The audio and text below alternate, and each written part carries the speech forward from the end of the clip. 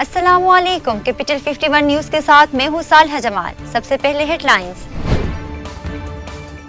Chief election commissioner Sikandar Sultan Raja ने secretary election commission को कौमी असम्बली के हल्का NH 75 डस्का के ज़िमनी इंतखाबात को शिफाफ और गैर जानिबदाराना बनाने के लिए इंतजामात मुकम्मल करने की हिदायत कर दी।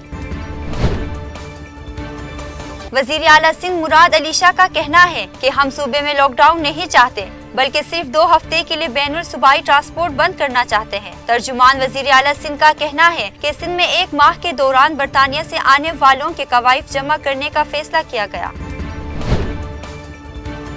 वज़ीर आला पंजाब उस्मान बुज़दार ने जनूबी पंजाब सेक्रेटेरिएट को कायम रखने और उसे मजीद फाल बनाने का ऐलान किया। वज़ीर आला पंजाब की ज़ेर सदारत होने वाले इजलास में जनूबी पंजाब से ताल्लुक रखने वाले सूबाई वज़रा, अरकान असम्बली और सीनियर अफसरान ने शिरकत की।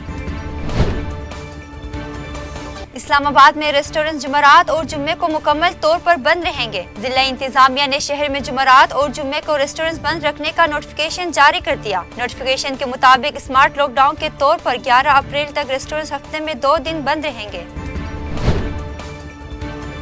इंटरबैंक मार्केट में डॉलर के मुकाबले में आज दूसरे रोज भी रुपए की कदर में कमी देखी गई और 1 रुपया मजीद 0.16% गिरावट का शिकार हो गया।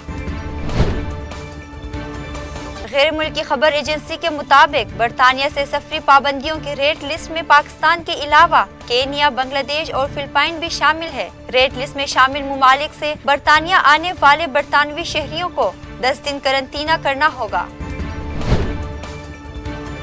तुर्की में गुज़श्ता 24 घंटों के दौरान 40,800 से ज़ायद केसेस रिपोर्ट हुए, जो तुर्की में कोरोना के आगाज से लेकर अब तक एक दिन में रिपोर्ट होने वाले सबसे ज्यादा केसेस हैं।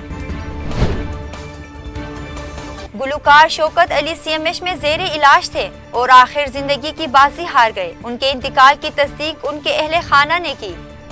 मजीद खबरों और अपडेट्स के लिए देखते रहिए कैपिटल 51 न्यूज़।